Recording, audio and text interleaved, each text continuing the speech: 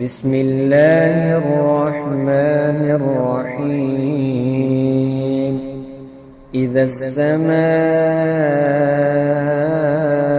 انشقت وأذنت لربها وحقت وإذا الأرض مدت وألقت ما فيها وتخلت وأذنت لربها وحقت.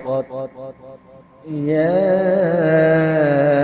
أيها الإنسان إنك كادح إلى ربك كدحا فملاقيه.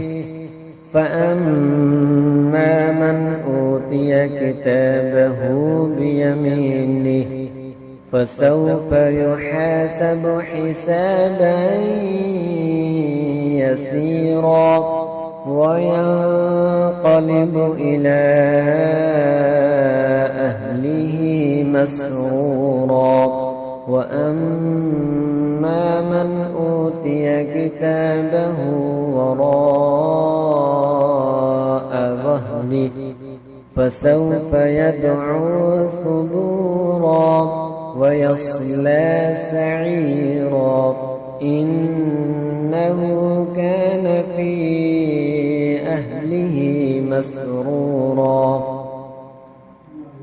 إنه ظن أن لن يحور بلى إن ربه كان به بصيرا.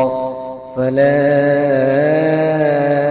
أقسم بالشفق والليل وما وسق والقمر إذا اتسق لتركبن طبقا عن طبق فما لهم لا يؤمنون.